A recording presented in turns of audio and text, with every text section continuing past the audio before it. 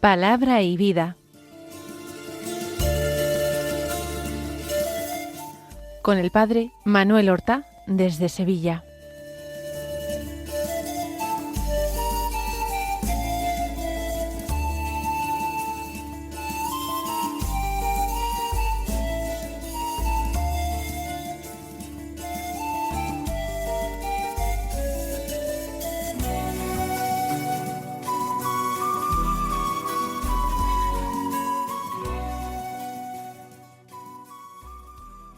En el nombre del Padre, y del Hijo, y del Espíritu Santo. Amén. Alabados sean Jesús y María. Muy buenos días, queridos amigos, oyentes de Radio María y seguidores del programa Palabra y Vida. Hoy es el lunes de la 15ª semana del tiempo ordinario. Este lunes es día 13 de julio. En este día la Iglesia celebra la memoria de San Enrique, o si queremos decirlo con otras palabras, Enrique II, emperador del Sacro Imperio Romano Germánico. Sí, un emperador de Alemania que nació en el año 973, probablemente en Baviera. Pertenecía a la dinastía sajona de los otones. Tuvo una muy buena formación cristiana, en buena parte debido a la influencia del obispo de Ratisbona, San Wolfgang. En el año 1002, por tanto con solo 29 años aproximadamente, fue proclamado rey de Alemania y 12 años más tarde, en el 1014, el Papa Benedicto VIII lo coronó emperador en Roma, junto a su esposa, que también está beatificada, canonizada, Santa Cunegunda. No entendió el poder como un privilegio, sino que lo ejerció como un servicio. Trabajó por la paz entre los pueblos que formaban parte de su imperio. Defendió la libertad de la Iglesia frente a las presiones y abusos de los nobles. Impulsó la reforma de la vida eclesial. Promovió la fundación de nuevas diócesis y también monasterios, porque quería realmente unificar toda Europa en la fe cristiana.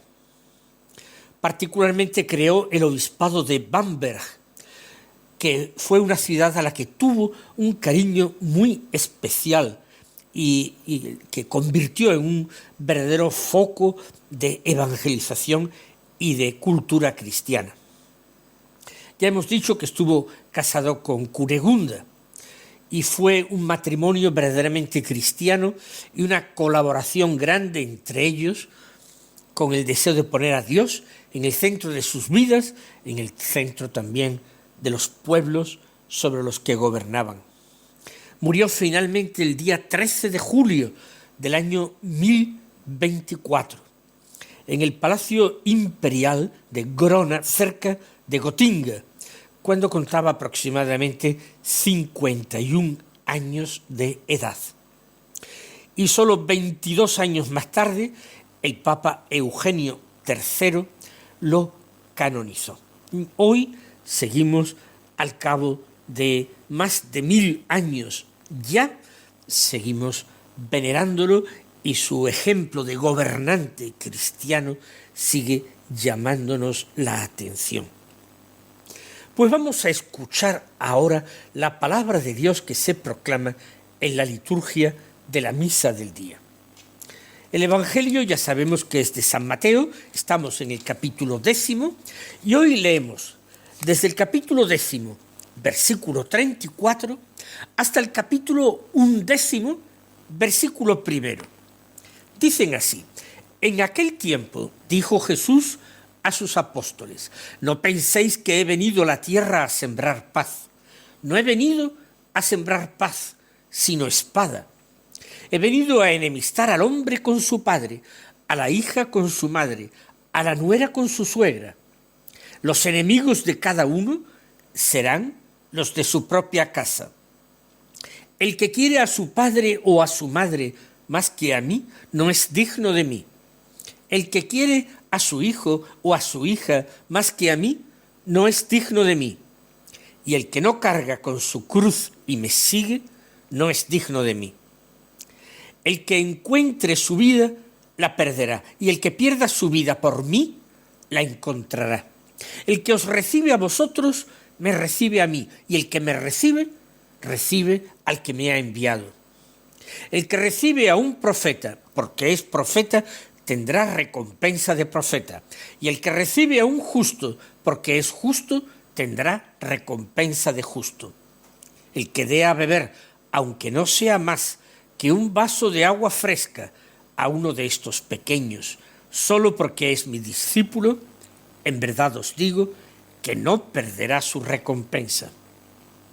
Cuando Jesús acabó de dar instrucciones a sus 12 discípulos, partió de allí para enseñar y predicar en sus ciudades. Pues vamos a meditar este texto evangélico en diálogo con el Señor, como venimos haciendo. Y lo comenzamos invocando a nuestro Maestro y a nuestro Señor. Le decimos: Señor Jesús, al comenzar una nueva semana, queremos ponernos de nuevo a tus pies. Tú nos reúnes como reuniste a los 12 un día antes de enviarlos en misión, para darles instrucciones.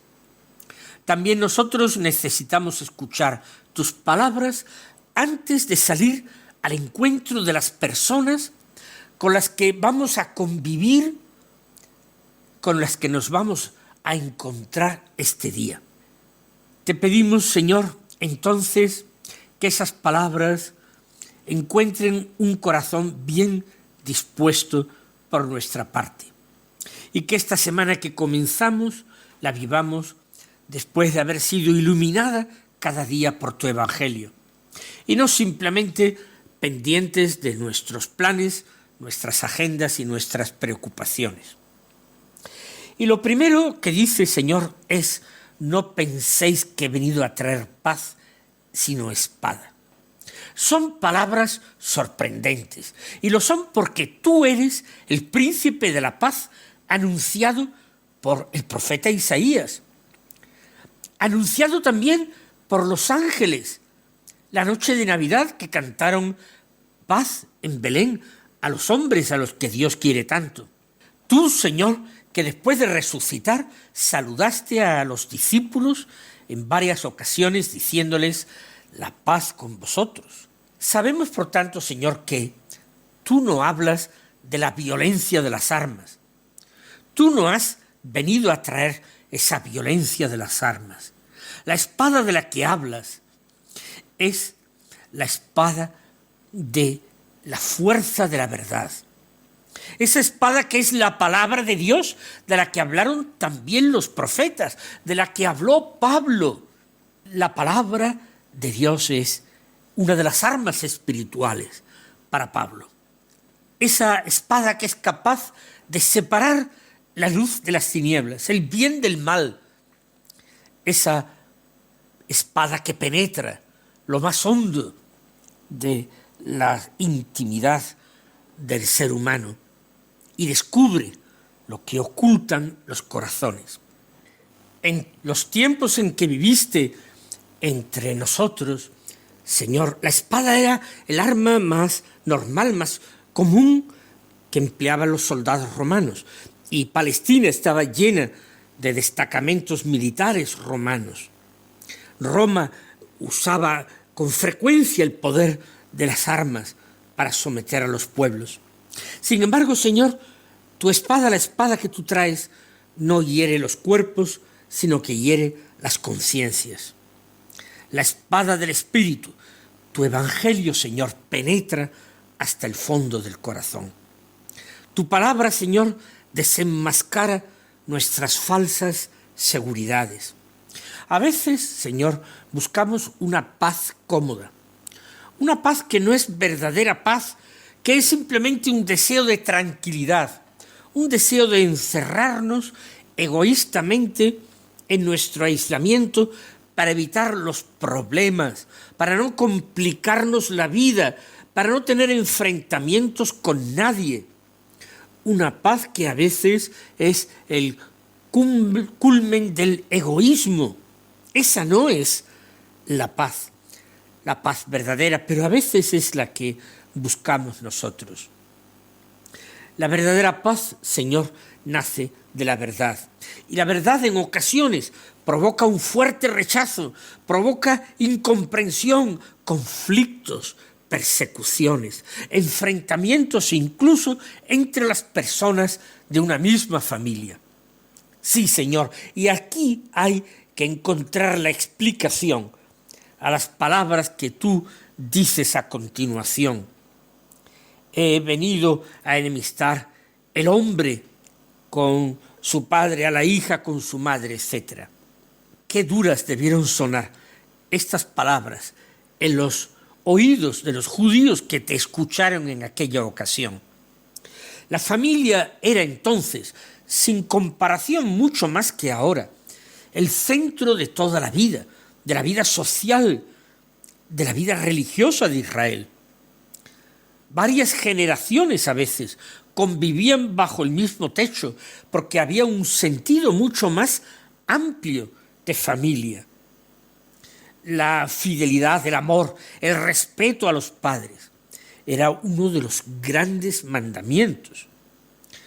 La obediencia a los padres y el respeto y la escucha de los padres debía extenderse incluso a la edad adulta mientras los padres vivieran. Sin embargo, Señor, tú anuncias que el seguimiento de ti, tu persona, va a ser algo que está por encima de mayor importancia que estos mandamientos sagrados de la ley de Moisés. Y ese seguimiento del Mesías será tan decisivo que algunos miembros de una misma familia lo aceptarán, mientras que otros lo rechazarán. Señor, a lo largo de la historia se han confirmado plenamente tus palabras. ¿Cuántos mártires, Señor, precisamente encontraron oposición, en primer lugar, en su propia familia? En algunos casos hasta fueron denunciados por miembros de sus propias familias. ¿Cuántos santos tuvieron que soportar burlas, incomprensiones, persecuciones de parte de aquellos a los que ellos querían más? Y no porque dejaran de amar a sus familias, no, sino porque descubrieron que solo amándote a ti, con todo el corazón, con todo el alma y con todas las fuerzas, solamente amándote así, de esta manera, podían verdaderamente amar a los demás, con un amor generoso y no interesado. Por eso hoy te pedimos de una forma muy especial, Señor, que nos enseñes a ordenar nuestros afectos. Tú no nos estás pidiendo que queramos menos a nuestros padres, o a nuestros hermanos, o a nuestros hijos, a nuestro cónyuge, a nuestros amigos. No nos pides que amemos menos, que no tengamos corazones verdaderamente humanos, que se llenan de ternura, que se ven tocados por la sensibilidad. No, lo que nos pides es que tú estés por encima de cualquier otro amor humano. Nos pides quererte más a ti, y quererte no con los sentimientos, quererte con las obras. Evidentemente los sentimientos se despiertan ante el roce de las personas cercanas, visibles, que podemos escuchar y tocar, evidentemente. Pero amarte con obras quiere decir preferirte a ti antes que incumplir los mandamientos de la ley de Dios. Preferirte a ti por encima de cualquier compromiso humano que nos hiciera vivir nuestra condición de discípulos de una forma tibia o vergonzante. Cuando tú ocupas el primer lugar, todos los demás encuentran también su lugar importante en nuestras vidas.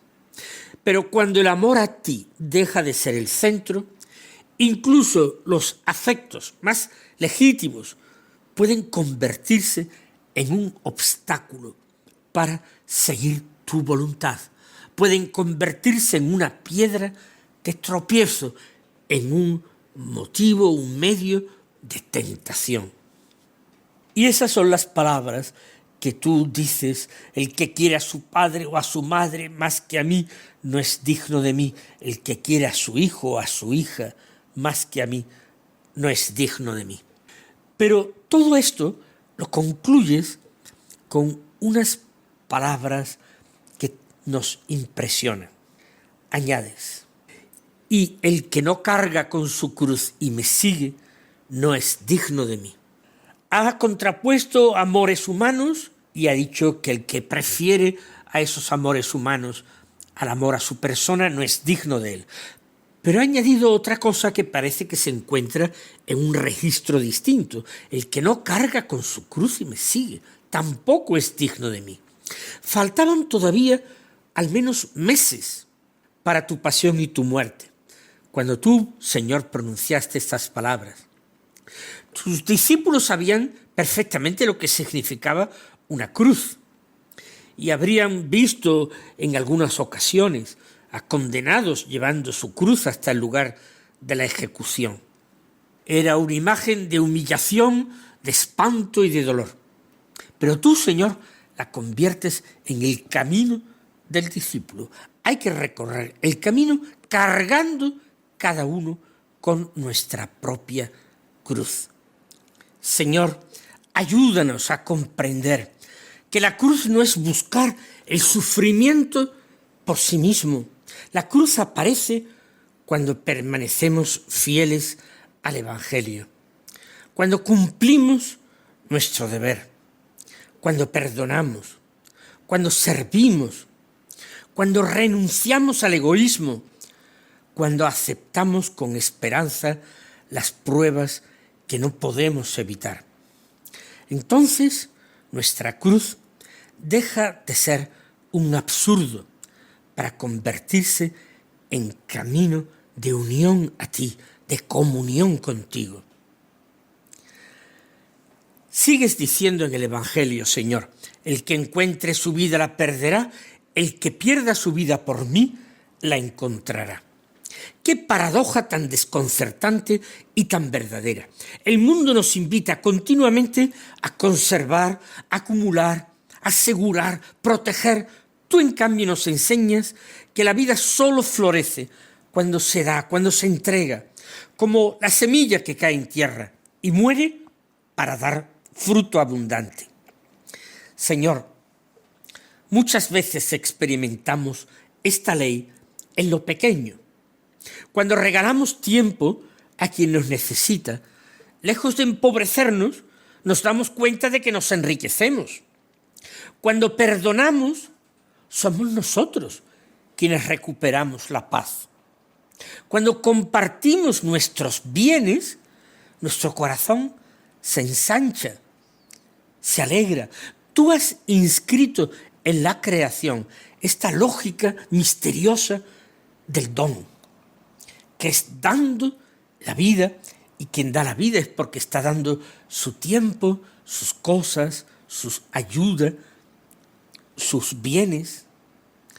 Es dando como se recibe, como se alcanza la vida. Y después, Señor, diriges la mirada hacia aquellos a los que envías en misión.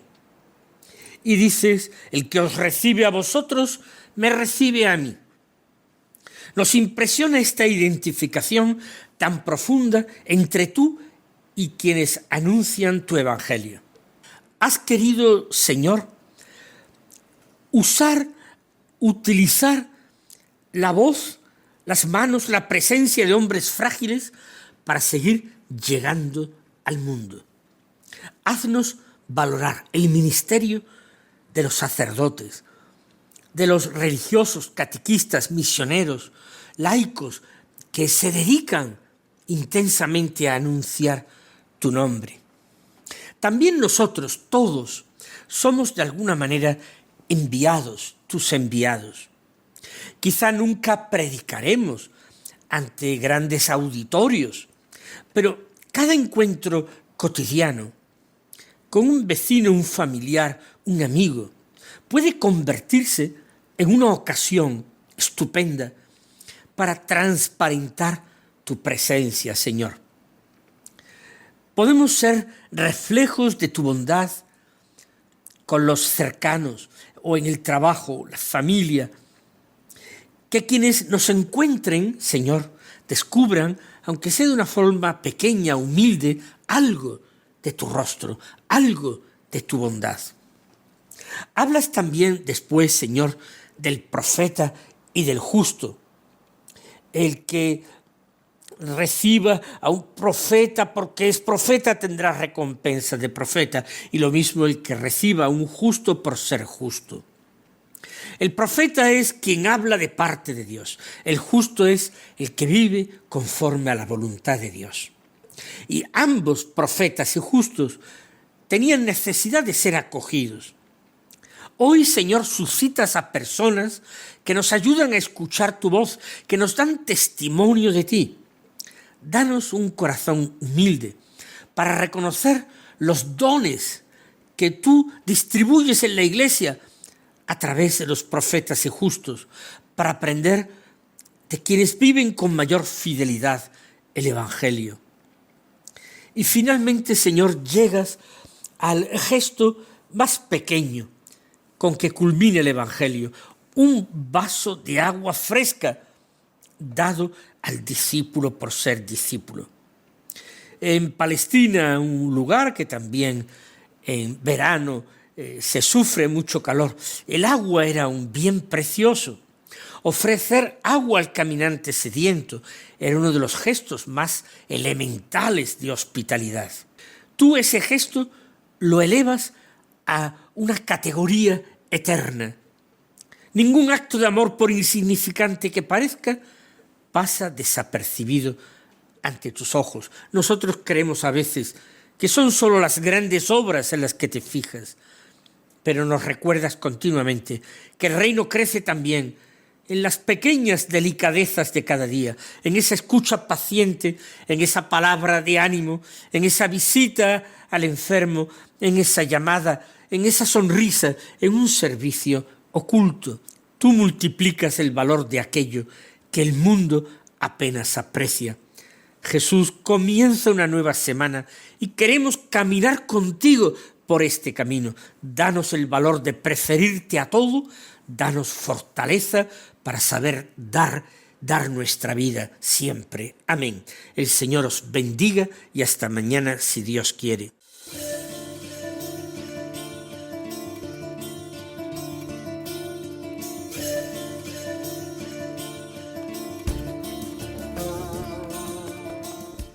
Han escuchado en Radio María Palabra y Vida, un programa que dirige el Padre Manuel Horta.